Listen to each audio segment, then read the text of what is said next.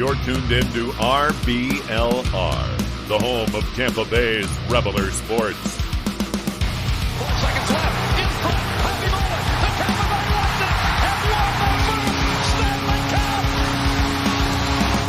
And the Tampa Bay Lightning have won the Stanley Cup. Lightning strikes twice. The Tampa Bay Lightning win their second straight Stanley Cup.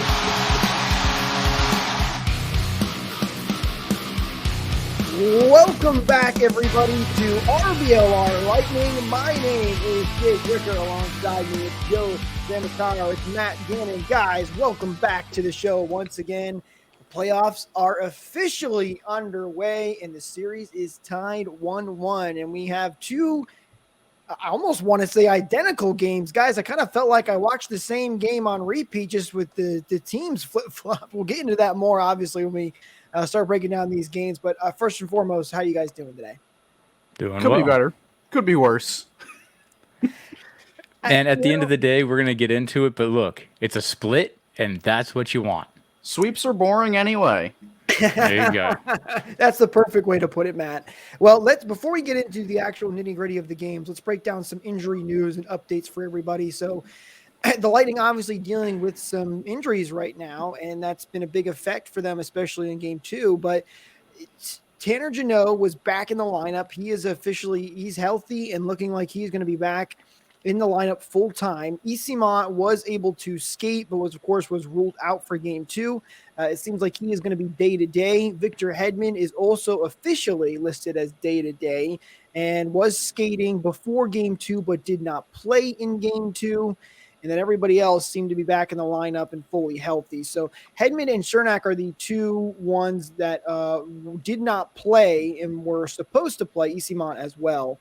And they're the two biggest pieces the Lightning are missing, but they both seem like it's not going to be a long-term injury. Cernak is the biggest question mark moving forward, with Hedman expected to potentially come back in Game 3. But as we know, it's very secretive this time of year. Nobody really likes to talk about anything. Heck, you're really just excited if you get a lower body injury news. That's even a big step forward. Normally it's just, well, there was an injury, and that's all we're going to tell you. Sometimes they don't even tell you that. So we'll see how everything plays out. But Cernak is out as of right now. No timeline for him. Hedman is day-to-day, expected to be back soon. And Eyssimont, same for him, is expected to be back soon because both him and Hedman were skating before Game 2. So, guys, are you concerned about at all for the injuries here for the Lightning moving forward? With it seemed like it did hurt them a little bit in Game 2, but it also doesn't seem like they're going to be out for an extended period of time. Yeah, I'd say that injuries are certainly a concern. And we don't know what's up with Hedman. I've heard from a variety of sources that they tried looking at tapes and couldn't even pinpoint the play that was definitely the one that tweaked him up with something like that. Maybe it is he was just skating, crossed over, hit a rut, and then all of a sudden his knee is feeling it, right? There's all sorts of little things that we said earlier in the season too, that it seems like Hedman was battling something that wasn't being explicitly listed, and hopefully that's not something that's going to be nagging him the rest of the series, the rest of the playoffs, because without Hedman, I don't think that the Lightning have too much of a chance. I think it's huge to have an injury like that. Without Hedman and Cernak, I kind of fear that the series will go the way that the last game did. And so those injuries are pretty significant. And like you said, man, Coop just keeps you in the closet, keeps you in the dark, and you have no idea what to expect. Nothing. Yeah, at least with Hedman's case, I'm erring on the side of optimism on this one. I'm hoping that it might be just a precautionary measure. And when he left in Game 1, we were already up, I want to say 3-0 or maybe 3-1. Like, we had a pretty sizable. The game was sizable in hand. It was a pretty sizable gap. We weren't going to miss him that game. Of course, he was truly missed in Game 2. But we will need at least one of the two. Both of I'd say probably our two best defensive defensemen. Having them both be out for a game, you could really see how it affected everybody up and down the ice. So at least Hedman is day to day. He was a game time decision for Game 2.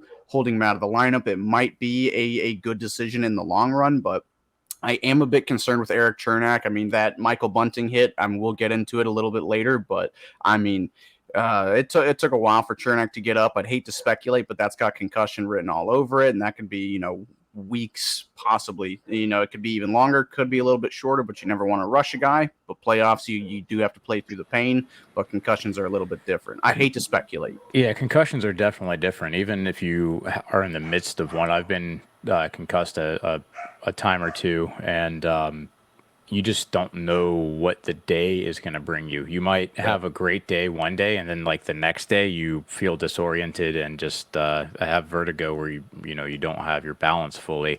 The concussions suck like that because they are almost unpredictable, and that was definitely, we should probably just go into it now. That was definitely a dirty, dirty play to somebody that was really vulnerable, and obviously the repercussions of that are felt not only through Chernak, but also to the suspension that was handed out. Yeah, it was a clear hit to the head. I mean, I was honestly surprised he was suspended. Bunting was suspended for 3 games. I was expecting 1, maybe 2. So I think good on the NHL for going 3 games because it was direct hit to the head. The puck was nowhere near either of the players as well. And it's the exact hit the NHL is trying to make sure is no longer in the game whatsoever. I mean, you don't want this at all, period. But the NHL has been trying to remove hits like this because they have happened in the past, and this is the exact thing they're trying to get rid of. So good that he got suspended for 3 games. It was a lot higher than I originally expected. And part of that is just because the bar is so low for player safety, which is, unfortunate to say. But and the thing is, too, when you guys are talking about you don't want to speculate either, you really can't speculate because look at a guy like Tanner Jeannot, right? We thought his leg might have been broken and he was going to be out for, who knows, months, maybe weeks. He missed 4 games and he is back in the lineup already. I mean, now granted, there was the gap between the regular season and the playoffs, but still, Jeannot came back way faster than we all anticipated. And Joe, I 100% agree with you. They should not bring back Hedman until he is 100%. Like, it seems like they're leaving him out just as precautionary reasons, which I'm totally fine with. It's a 7-game series. They already had split the series and won the one on the road. So no reason to bring him back early. And it seems like he is close, which is good news. So I'm not suggesting that you don't bring him back early. Just saying that I hope that his injury is something that heals quickly. Actually, I would suggest bringing him back as soon as he can be manageable on the ice because it changes the dynamic of the game. Even if he is, a little bit slower, just the calmness that he brings compared to, there's a few plays that, some of the other guys were doing that, you could see if Hedman's in the same position, how he'd be just a little bit smarter with the puck instead of it resulting in turnovers. But without, if you leave him out, you don't want this game, this series to get out of hand. So, like, what if the Lightning don't put Hedman in for the next game, and now you're down 2-1 in the series? Do you force it for Game 4 there? Should you have done it for Game 3 if you get take the loss? I like to think that the Lightning are a better team than what we saw in Game 2, and I don't think that they're going to be that bad again and that they'll be able to hold Hedman out until he is 100% and okay to go. If they go down and start losing some games and the pressure's on, maybe then if he's 90%, you bring him back anyway. But at the end of the day, the most important part is health, and especially for the long term. So you have to expect your players to step up and play much better than they did in Game 2 and hope that they can get the job done with or without Victor Hedman in the lineup. I don't see a scenario where he doesn't play tomorrow night. Given how everybody's performance was in Game 2, and I know we're going to touch into it a little bit deeper, but again, his presence was dearly missed, especially in front of the net in the defensive zone. He was dearly missed. That was a huge issue for the whole game. But if he was a game time decision in Toronto, I have a feeling that he will be playing in Tampa for Game 3 because, they always say you're not in trouble until you lose at home. And, Toronto, they lost at home. They won at home that one game. The series is tied. So I think probably everybody's best idea would be to put him in for game 3 and just give yourself the best chance you can to end this series early. I know Victor Hedman probably can't take over the series by himself, especially if he is battling an injury. But I did predict him to be an X factor in this series, so I'm trying to speak that into existence as well. As there's a little bit of a two sides to it, but I don't know. He is way too crucial a piece to keep out if he is maybe good enough or maybe not good enough to play. I think you should play him if he is above 50%. I know it sounds a little grim and gruesome, but that's playoff hockey. I do agree with you, Matt, though, that I do think he'll be back in game 3 because he was skating on the ice and I don't think there was any major signs that showed he was not looking great. I think they've kept him out as a precautionary just because they were in a good position going into game 2. So I expect him to be back. Although if he's not 100%, personally, I would prefer just to keep him out because I think the Lightning will be able to have a big response game. Now, Victor Hedman has only missed 3 games in his playoff career. Do you guys know what the other 2 games are that he missed? Oh, I know. I saw the stat the other day, but I can't give it to you right now. No. Joe, do you remember Off it the or top know of it? my head. The other 2 games he missed was 2019 against the Columbus Blue Jackets in games, the first 2, I think it was the games 3 and 4. So, and those were big series where they struggled defensively. So it seems like he really does make a big impact, obviously makes a big impact on the defense. So Hedman's only missed 3 games in the playoffs, 2 of them in that Columbus series, and now 1 in Toronto. So Jake, just to clarify, you feel that the Lightning have a chance to win a game without Chernak and Hedman? Without Chernak and Hedman, it's going to be tough, but I think they can. I mean, look at what Cooper and Stamkos said after post-game of game 2. Cooper said there is not having players is no excuse for them and how they played. And Stamkos kind of echoed the same thing. Like, listen, we did not play well. We could have executed player way better even without those guys in the lineup. And Toronto had a response game, and now it's their turn to have a response game. So I don't think it's easy without either of those guys, but I absolutely think they can. And I think they will if Hedman is still out of the lineup game 3. Hey, while we are still on the injury topic, I know it's kind of steering the ship off course here, but the Asimont hit. Do you guys think that was dirty? I think it was a little bit of a headshot there. I don't know. It was I forget who hit him, but it was McCabe. McCabe, that's what it was. I know McCabe, he's a truck. He hits like a Mack truck, but I don't know. When I slowed down the footage, the first principal point of contact I saw was shoulder to head. It wasn't as egregious and apparent as the Michael Bunting hit. It wasn't as predatory, but Isimont's head was down, so that was the first thing to run into McCabe. That being said, McCabe knew 100% what he was doing. That wasn't a mistake, but it's like I play in men's league hockey, and there's certain plays that you're not being the nicest of guys. Like you can trip someone if you've got the puck on your stick, right? And you just kind of follow through and take them out of the play. It's not a real nice guy thing to do, but you get away with it. You know that you're doing it. It's by the rules, and that's kind of what happened here. Eastmont had his head down, so where else are you going to hit him as you're coming through his body? And that was definitely something that was taken advantage of. It was 100% by the rules, but also it was dirty in the sense that like he definitely knew what he was doing when he hit him, and that was a very hard, like vicious hit. That was a hit to drive through a guy and make him really feel it. But it's by the rules, that's not a penalty because he had the way it all played out. It was definitely I refrain from using the word dirty because it's synonymous with illegal, but it wasn't a very nice nice hit to lay it out. I'm with Joe. Was vulnerable. It was not a dirty hit. Eastimont had his head down, and trust me, he's not going to have his head down anymore. He learned the hard way that you need to keep your head up. So it was not a dirty hit. I didn't have a problem with it. All right. I'll reluctantly agree with y'all. I don't like it. I mean, personally, and you've seen the Lightning hit guys really hard and take them out of series before. The Lightning are starting to get a little bit of a reputation of being a little bit of like a chippier team, a dirty team.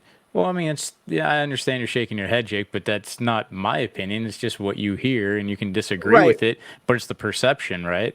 And you can't deny that when Kucherov gets pissed off, he will take stupid penalties, slash at the back of guys' legs, and just do some silly stuff. And this time it a play like that is, I think, something that the Lightning would have done too, skate through a guy. Just it Oh, unfortunately absolutely. was, yeah. And when you have guys like Corey Perry on your team, you're going to get that perception of being dirty. I mean, it's Corey Perry, the way he plays. They play Pat Maroon too. They play those tough, gritty, fourth line kind of minutes. So that's the perception you're going to get. Although the Lightning, I don't think really do any kind of dirty, illegal plays. Maybe it happens once or there, and it does to every team and every player, whether it should or not. But you're right, Joe. They definitely do have that perception sometimes because of guys like Kucherov and Corey Perry. But I think Kucherov even threw an elbow early in the game. It didn't quite connect or anything. It was kind of a little bit of a don't mess with me elbow. He got hit real hard early in the game and retaliated and tried to throw an elbow. Kind of, I don't know. It was a really weird play, but yeah, he is gaining a bit of a reputation pretty quickly. Kucherov needs to focus. But when you get angry, channel all that anger into your shot and hurt him where it hurts the most on the scoreboard. That's what we hope for Kucherov when he gets frustrated. Let's talk about these games, though, and let's start with the good. The Lightning in Game 1. A lot of people expected Toronto to really take control of this series. They're the favorites. They should win both these games at home. The Lightning made a statement in Game 1, winning it by a final score of 7-3. Guys, it was 3-0 by the end of the first period, and a lot of great work from the school bus line. Pierre-Edouard Bellemare scored the first goal of this game with Corey Perry on the assist. It was Anthony Cirelli who scored next, and then Kucherov late in the game on the power play. And then in the second period, the Leafs started to come back. They got two major power plays that they scored on. The crowd was already back into it thanks to some penalty kills, and they pulled back within one. But then is when we had the hit on Eric Chernak and the 5-minute power play, and the Lightning just ran with it from there and completely took control of the game and ended up getting that 7-3 victory. But a statement win for the Lightning after a lot of people thought the Bolts were going to struggle in this one. Yeah, there's a ton of penalties in this game, obviously. The funny thing is the Toronto faithful saying that it was because of the refs that the Lightning got their advantages, which, oh my God, I can understand saying that the refs didn't exactly call things as it happened on the ice. They may have done a little bit of game management, perhaps, but it definitely worked both ways, as both of the power play goals that the Maple Leafs had in that second period came off of essentially phantom calls that, Bunting essentially dive, and then the Morgan Riley play where Ross Colton was back checking on him. There was no slash there at all, and that's where they got a little bit of momentum for Toronto and scored their power play goals, which, if you're going to complain about the rest as Toronto fan, and you don't think that it was evenly split, you just you're a Toronto fan. You're uneducated and one-sided. Whoa! And you horrible fan base. They don't know what they're talking about. They think that they understand hockey because they were born in up north, but they have no idea what they're talking about. They'll boo at a tripping call on their own team when someone pulls a leg out from another player. They're idiots. They are an extremely vocal fan base, but you cannot you cannot blame a loss on the refs when the final score is 7-3. You can't. And maybe if it was 4-3 or a 1-2 goal game, I might give you the benefit of the doubt, but 7-3, don't even bring it up. And what I'm seeing a lot of is people griping about not the refs, but Wes McCauley specifically. I know Leafs fans have a bone to pick with him. They say he's out to get us. He doesn't like us. I mean, people are going at great lengths trying to connect him and Sheldon Keefe and a brother-in-law. Like, there's some crazy theories out there. I'm sure you've probably seen one of them, Jake. I mean, it's some crazy stuff out there. But I don't know. One thing I love seeing is that, Maple Leafs fans saying we're 0-7 against Wes McCauley in the playoffs. Well, they're 7-0 this season when Wes McCauley refs their games in the regular season. So I think a lot of it is just that's a fun stat.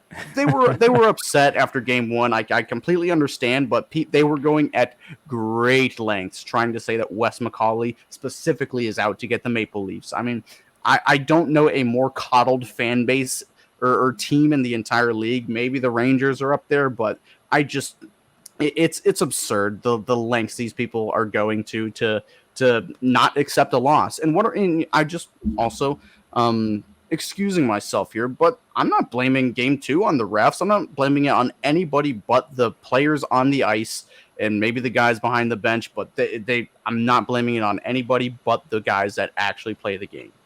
Well, look at game one. Samsonov himself said he played like crap, although he didn't say crap. He used a much stronger word. And he did, and he gave up a lot of rebounds, and the Lightning capitalized on that. The first two goals were off of rebound chances that they were able to put in the back of the net. Toronto was not defending well in front of their net whatsoever. And again, the Lightning were able to capitalize on these chances. Although I am looking at this and it is funny, I'm just now realizing that every goal in the second period was a power play goal. All the goals were scored on the power play. I want to ask you guys this. What did you think of the challenge by Toronto during the 5-minute major penalty when Corey Perry scored? Now Corey Perry scored, the goal was reviewed to see if it actually had crossed the line, and then Toronto challenged for goaltender interference and lost and made it a 5-on-3. So I want to get your thoughts on both whether you think that was a goal or not, because I know some Toronto fans were saying that shouldn't have counted. And then I also want to get your thoughts on Toronto challenging it, because that one baffled me a little bit. So if you want to, if a lot of people are very insistent that it did not completely cross the line, cool, whatever, have it your way. It's 6-3. You lost still. All right. The challenge, I actually kind of admire it. I think it was a little bit of what they were down. What was the score in that one? Was it the 5-2 goal? That was the fifth goal. Okay. You're already so far out of it. What more do you have to lose? Why not challenge it? They have a little bit of grounds to stand on. I think it was just not a hard shot, but it wasn't Corey Perry pushing the pad in. It was Corey Perry going for the puck, and Samsonov was just not strong enough on his pad as the goalie. I can see where the Leafs and Sheldon Keefe were coming from, and I do, like I was saying, I think it's a little bit commendable and admirable that they went for a challenge, try to spark something, maybe get that goal overturned, and maybe the team can pick it up in the following periods. Unfortunately, it didn't go their way, and it ended up in a 5-on-3 for the full 2 minutes, because we were also on that 5-minute major penalty for Michael Bunting. I think it was a good choice by Sheldon Keefe, but it ended up just biting him. I don't know that I'd say that it ended up biting him, and I'll go into that in a second here. But for people that don't think that puck went in, there is a shot on the internet. There's cameras in the corners of the net, and they point down so you can see that point across the crease so you can see that specifically. And there is one of those captured shots that has made its rounds on the internet where you can see definitively that it crossed the line. And that's why when they made the announcement on the ice, they confirmed that it crossed the line. That was the way that they worded the original review. That was confirmed that it was a good goal, as opposed to not being able to tell, but the call on the ice would stand and take precedent. So it did truly cross the line. The other side to this is at first saying, what a stupid challenge to make, right? But thinking about it more, you're blown out of this game, right? Even though that they got a couple of goals at that point. If you're Toronto, you haven't been carrying any momentum. This is really late in the second period. Your team hasn't been able to execute properly. You can almost say that the two goals that they scored were fortuitous. They were almost lucky. You lose this, it turns into an extended 5-on-3. Maybe you're looking to add additional motivation to your guys for the next game, knowing that this one's going to be a blowout, and think that deeply about it. Maybe that's given too much credit to their head coach, but at the same rate, you're not going to win that challenge, because if you see the replay, you know that A, the puck would have crossed the line since it was confirmed, and B, they're not going to say that Perry interfered when it was the way it went down. So I'm maybe I'm giving more credit to the coach than he deserves, but allow your team to get blown out, get pissed off, and then come back in game 2 and do what they did in game 2. So let's say it was the tables were completely opposite. It was the Lightning that got this goal scored on them. If John Cooper challenged that after we're already on a 5-minute major penalty, what are your thoughts? Are you still in the same school of thought? I'd still be where I'm at, where, yeah, might as well, you've got nothing more to lose in this game. Might as well try in the most minuscule way. It might help out. Yeah, and like I said, if it doesn't and you get blown out, it's motivation for next game. See, I'm going to take a different route. I wouldn't have liked it, because, yes, I know you're in a tough spot. You're already down multiple goals, but you know what's worse? Being down 5-2, being down 6-2. I mean, it just lessens your chances so much more to even, making a comeback. Who knows? Maybe you score a couple of quick bounces that go your way and you get back into it. But to me, you're just. I don't know. I don't think Toronto had anything. They had nothing the whole game. They're just empty. It's coaches have different thought process on how to handle this. Some would challenge it, some wouldn't. To me, I just, you're already down so much. Why put yourself in a bigger hole? I think if you're going to talk about motivation, I mean, you lost 5, let's say it ended at 5-2. They never scored the 6th goal or 7th goal even. You're already losing 5-2. That should be motivation enough. Losing, period, should be motivation enough to do better in your next game. I don't think you should have to have more goals scored against you. Why not just take your losses and try to make a comeback and start playing well again? But at the end of the day, it doesn't matter. Like you said, Matt, the Lightning won this one 7-3. It was a blowout win. They, quote unquote, flipped the switch in this game. They played really well and they looked fantastic, and they got a huge win because, as they always say, the goal is to take one on the road, and the Lightning had already done that.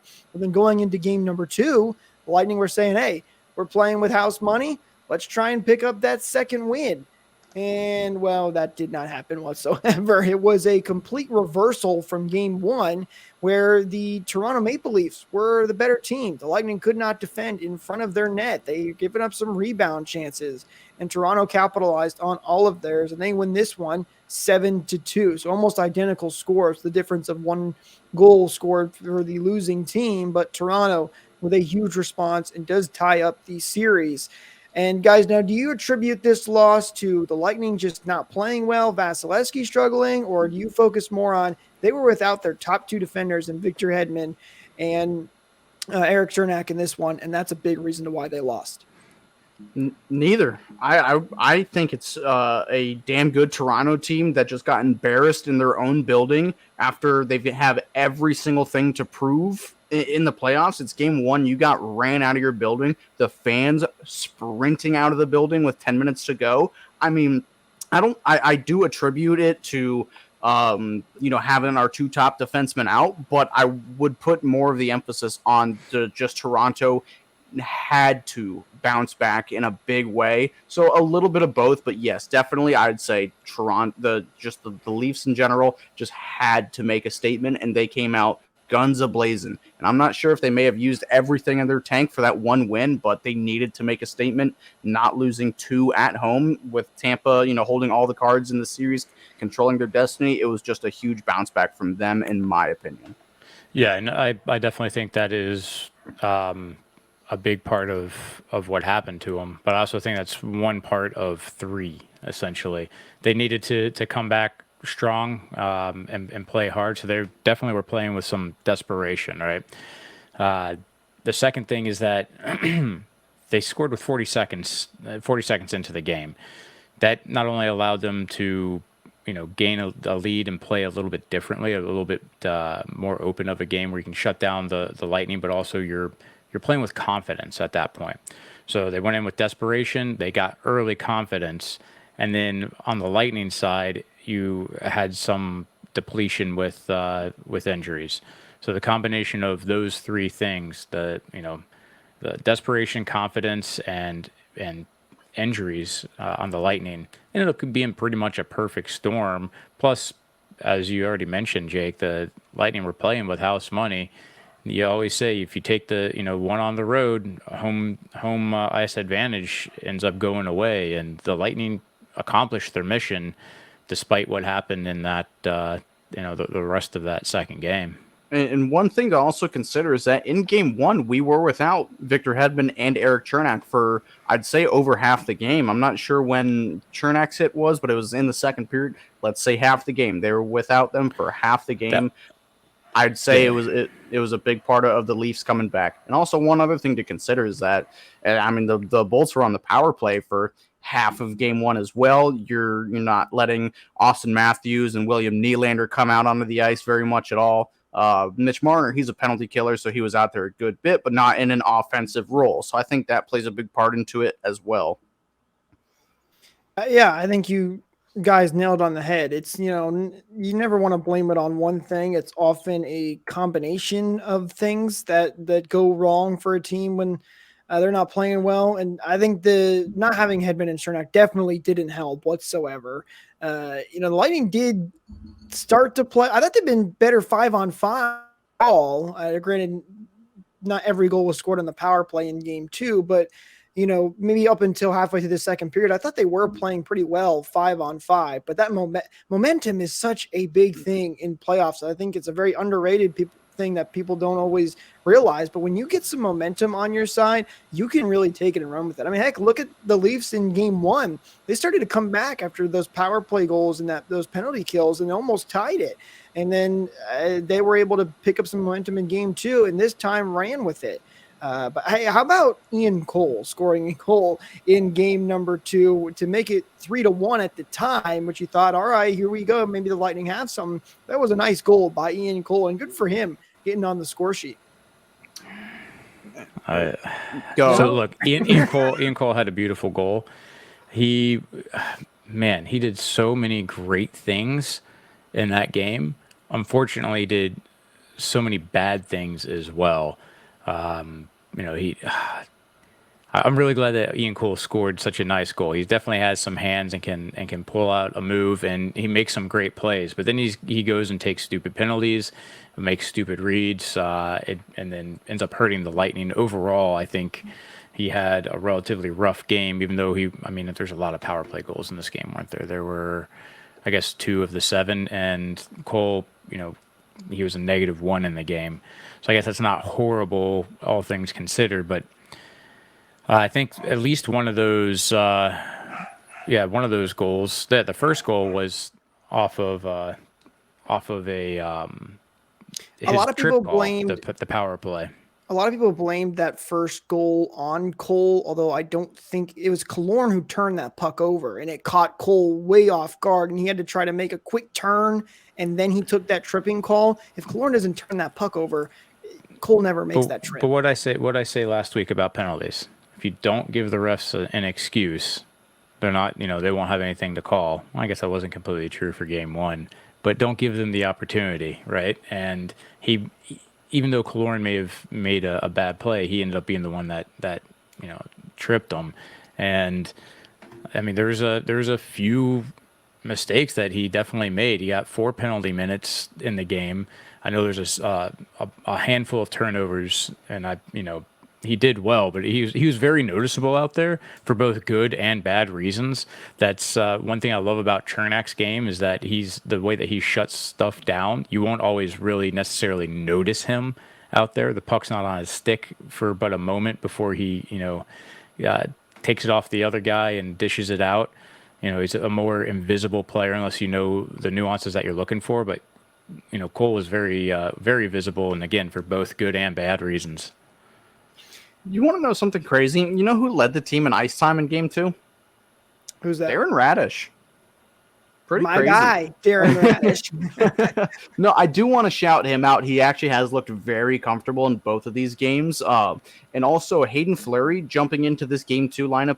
He also, I thought he played rather well. He played about 15 minutes, just a hair under 16 minutes. I thought he looked very comfortable as well. Bogo a little shaky, but yeah, Ian Cole, for every great thing he does 2 things that make you go, eh. I really do respect him. I know he's a veteran. He's a 2-time Stanley Cup champion. He's got a bit of a pedigree, but he kind of like Brian Elliott had a bit of a fall off. Like he had a really good start to the year. I was very impressed with Cole, and then just kind of fell off and got weaker and weaker and weaker heading into the playoffs. I'm not sure what it is. Maybe he's just gassed. He's a bit of an older fella, but I agree with you, Joe. Just he was more noticeable for all the wrong reasons last game, despite scoring a beautiful goal. Ian Cole, that is. I had to give him some credit for that goal. It was just so nice. So I had to give him a little bit of credit there. And he was one of the few guys that was able to get a puck in the back of the net for the Lightning in that game. But you guys are right. He didn't have a fantastic game, and there were definitely some glaring issues there that ended up hurting the Lightning long term in that game. But if you want to talk about somebody popping off, I got another guy that we can mention. Who's that? Is it Corey Perry? Oh, I mean Corey Perry. That's a good one. But it wasn't. It wasn't. It was Tanner Jeannot. Oh, all right. And Luke Shin may have been leaking a little bit after that fight. That was 2 big boys. Oh man, for a game that was at times pretty painful to watch, and I was just kind of sunk back in the couch watching without much energy or investment at that point. To see Shin and Jeannot square off, I popped right up. Started yelling at the TV like, "All right, let's go! This is the matchup. Let's see this fight." And it was quick, but it was a fun one. It was a really good scrap. I do concede. I turned the game off watching it, and I decided to. How dare you, Matt? I put the radio broadcast on. I don't completely give up like that. I put the radio broadcast on, and I heard Shen and Jeannot going at it, and I immediately opened up the Bally Sports app, rewind 15 seconds, and dude, that was a really good scrap, and I'd say you could split it right down the middle, kind of like Shen's forehead. Ooh, that's cold.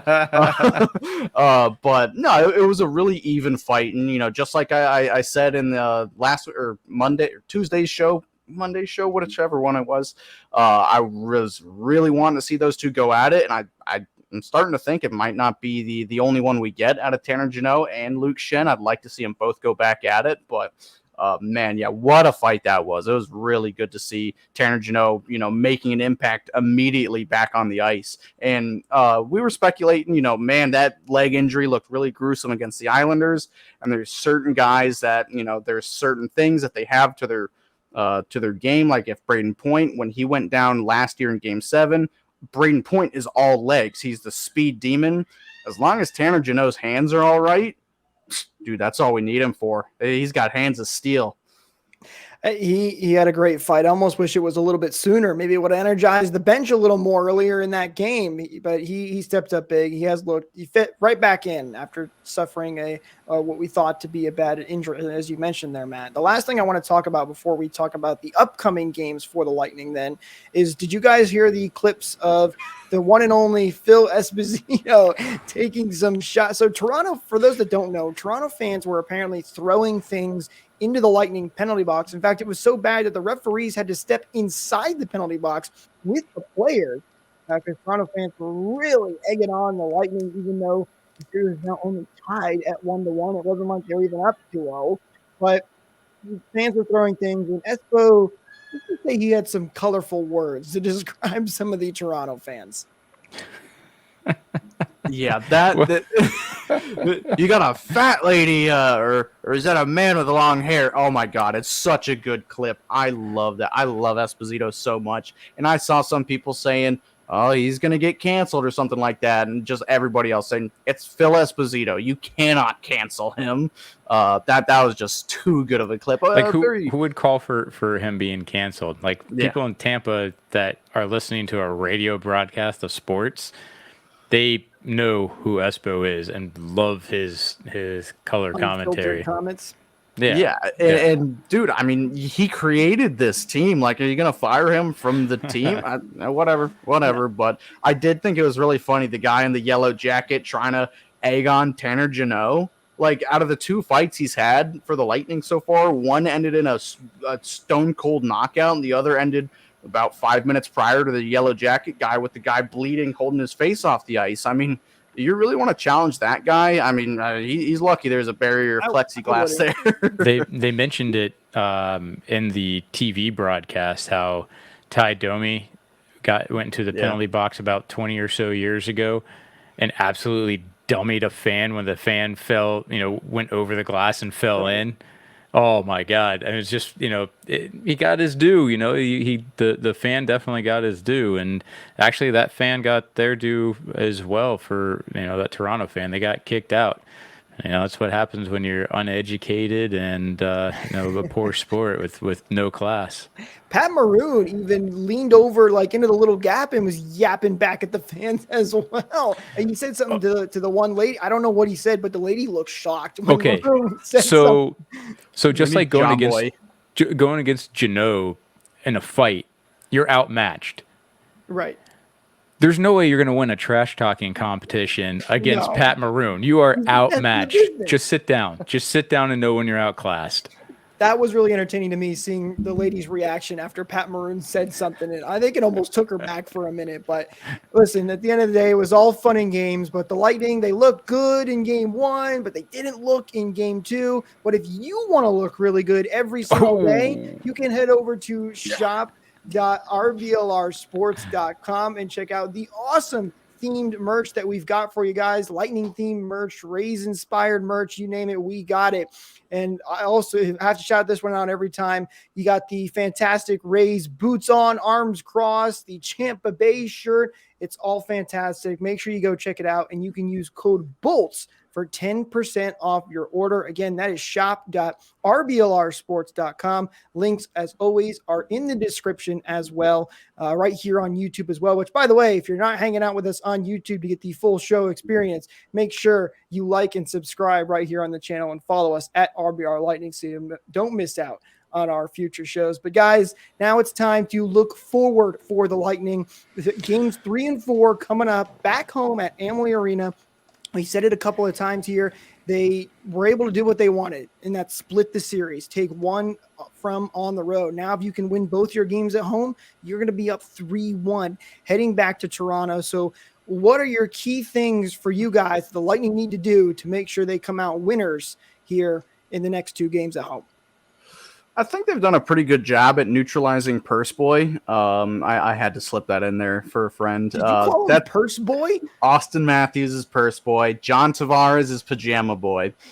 We did not do a good job of neutralizing him, but they've done an adequate job of at least neutralizing Austin Matthews. Of course, with all the penalty trouble they were in game 1, he's not going to be on the ice very much, but they need to have better control of him, and especially Mitch Marner. I highlighted him earlier while we were previewing this series, and he has lit them up, to say the least. But they're really going to have to find a way to hold these stars down and keep them subdued.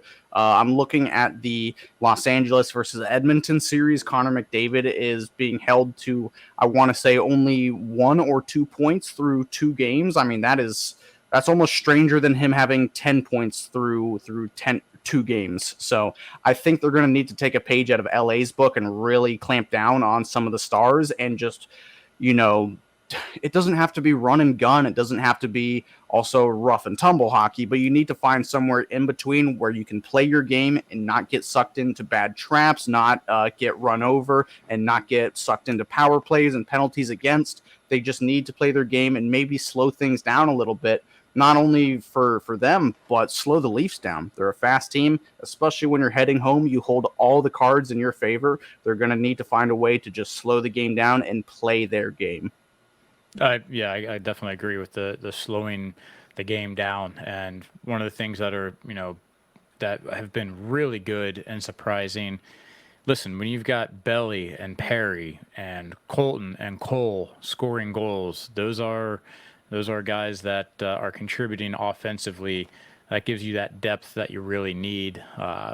to make a solid run at things. If you can contain the top players now for Toronto and just exactly like Matt said, slow them down and slow the game down. Get lots of freeze the puck often and control the game. Get your matchups. I think that the Lightning will play well. And now a little bit to the negative side or the side of the unknown, I think another key will be getting back Victor Hedman, and that will change a lot. I mean, that'll give quite a break to some of the guys with those matchups. And I think if we see that, then the Lightning definitely have the toolkit. We've seen that they have it. And when it comes to a goaltender matchup, I don't think Samsonov has anything like Vasi does in terms of raw skill. So they got to play their game and continue playing strong. It's a great opportunity coming back 1-1 into Tampa. The Lightning are one of the best teams when it comes to bounce back games. We've known this for the last 3 years now. For a little while, they were undefeated when playing in a game after a loss, although they did start to lose a couple of there. So that changed, but they're still one of the top teams in responding, especially Andre Vasilevsky. So there's no worries for him. I also do want to give a shout out to both Nick Perbix and Darren Radish, who have had to grow up very quickly. They're both playing in their first ever playoff games, and they are playing some major minutes, especially with Hedman and Cernak being out for majority of these games. But you're absolutely right, Joe. Getting Hedman back would be a huge boost. I don't think we're going to see Cernak anytime soon. We'll see if he's able to get back on the ice, but Hedman back would be a huge thing. And for me, it's the defense, the main focus. I think their 5-on-5 offense has been good in both games. Obviously, it showed a lot more in that first game because they were able to score 7 goals, but I think it's been decent. I think the key is defense. If you're able to defend a lot better than they were in game 2, like they did in game 1, and control a little more of the pace and not give Toronto that huge momentum, I think they'll be in great shape. I'm sorry, Joe, you carry on. I was just gonna say, that it's that those bottom 2 lines that really were doing a lot of great grinding, and they did some really good job of puck possession in the second game as well without scoring. That it goes a long way. Like you're saying, they don't have to necessarily score, but to wear the other team down. Yeah, go for it, Matt. Oh, shoot. I forget. Oh, no, I was going to say, do we have any score predictions for game 2? Or game 3, I'm sorry. Well, the way this has been going, it might be 7-3 again. I just I am guessing for a significantly different style of game in game 3. I think, both teams expelled their energy and got their goals and fireworks out of the way. There'll probably be still a little bit of feistiness and fireworks, but I think the next 2 games are going to be relatively low-scoring games. We could definitely see a 3-2 game, 2-1 game. I would not be surprised. I'm still guessing there will be at least 7 goals scored. As long as it's in favor of the Lightning, I'm not complaining. I'm going a huge bounce back performance by Andre Vasilevsky. I'm saying Bolts take it 3-1 and Leafs get 40 shots on goal. That's a perfect. Well, that's not a perfect game with 40 shots on goal. But it's going to be a bounce back game for Vasilevsky mainly, is what I'm assuming. It's what I'm putting out there. And you mentioned Radish before, Jake. I just wanted to bring up the fact that he actually has been getting some power play time, and we're not intimately familiar with him as a player, for the Lightning, because he's only played so many games. But that was one of his specialties when he was with the AHL team, and he was putting up a ton of points. It is pretty neat that he's getting some of those chances now, and if we don't have Hedman back, he's somebody that's got a lot of offensive upside to help in the power play. So if he starts getting settled in and feeling more comfortable with our power play, he might actually be able to contribute to it as well. I think there were a couple times, and it's probably more than likely because he hasn't played a lot with the power play unit whatsoever, but he did have a couple of mistakes. I was surprised Nick Perbix didn't get any power play time, because he was the guy that usually, when Radish wasn't even on the team yet, I think, when they needed a second guy, when either Sergachev or Hedman were injured, Perbix was usually the one that went out on power play too. So I'd be interested to see if maybe they throw him a chance on the second power play unit to see what he can do. Because I thought he played pretty well on the power play, if I remember the couple of chances that he did get. Depending what the lineup looks like, I have to assume that they're going to be saving Nick Perbix more for the penalty kill. I do strongly believe that he's a much better defensive player, and they're going to, work towards each player's better attributes. I think Darren Radish is a little bit more of an offensive-minded guy. That's why he's on the power play. Yeah, and he needs more of those reps in practice. Like you said, he hasn't had really a lot of time, and the power play has gone through quite a bit of struggles and some changes, so they probably haven't even practiced with him on as an alternative to power play very much at all. So him getting, I know he made quite a few mistakes. There's one entry in particular that frustrated the hell out of me, but if he keeps getting better at it, that might be something that he could become a specialist at as well. And I think he can, with the way we saw him grow in just these few weeks that we've seen him up on the team. I mean, I think he'll be able to do it with more reps. So the Lightning are in the driver's seat right now. If they can win these games at home, they'll be in a beautiful spot. But listen, it's not going to be an easy series. We saw what Toronto can do in game 2. We saw what the Lightning can do in game 1. So it's going to be a long, tough series, and have a big chance to bounce back here. Last thing I want to do before we officially wrap things up, guys, just a quick look around the league. There's some interesting series going on. The Seattle Kraken are tied 1-1 with the Colorado Avalanche. They took a game from Colorado in Colorado on game 1. That was a huge win for them. Boston is tied up 1-1 with Florida. How about their goaltender situation? What's his name? Lionels? He's making Alex Lyon. Thank you. He's been awesome. I've watched both their games, and he has been a huge reason why Florida is in that series. And he's been kind of a journeyman throughout his entire NHL career. He's always been a third or fourth guy. He gets this opportunity, takes it, and sprinted with it. He is honestly a good contender to be a starting goalie. If he can play like that, he might. I mean, he did steal Sergei Bobrovsky's job. They've got a $10 million backup, and as much as I love to hate on the Panthers, I have to feel good for that guy. Yeah, and that's definitely a matchup to watch as a Lightning fan, because whoever wins that series will be playing against, fingers crossed, playing against our Bolts. And there's a lot of things to take away from it. The physicality of Florida, oh my God, they're really good at just playing heavy. Man, there was one play that they showed Gudas just tried punching a guy straight in the head, and he missed and fell over, but he wasn't even playing defense. He was just trying to punch a guy to separate him from the puck. That's the Florida Panthers. Exactly. And it's going to be, I can't believe that it was 1-1, because I thought in that first game that Boston really was looking pretty solid, but I let the little brother win this round. I'd be happy for Boston to get an early exit for sure. Why would you not be cheering for the Lightning in this first round? Because if the Lightning win, you're either getting Lightning versus the Bruins, which is always a big, huge battle with tons of fights, or you're getting the Battle of Florida between the Lightning and Panthers. I mean, it's two great matchups. Jake, it's now referred to as the slaughter of Florida. It's no longer a battle. You're not wrong about that. The Lightning have really dominated that, especially in the playoffs, as well as the Lightning have a sweep in there against the Florida Panthers. But a lot of great hockey. It's such a fun time. But right now, the Lightning need to focus on their current opponent, the Toronto Maple Leafs. They've got 2 big games coming up right here at home. And don't forget to follow us at RBLR Lightning and at RBLR Sports. Of course, we'll be back to recap those games in just a couple of days. Don't forget to like and subscribe right here on the channel so you don't miss out on future episodes. Thank you guys so much for tuning in.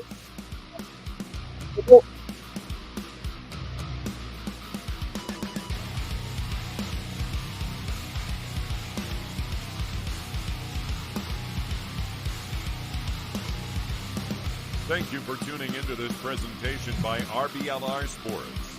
On your way out of the stadium, please remember to like and subscribe.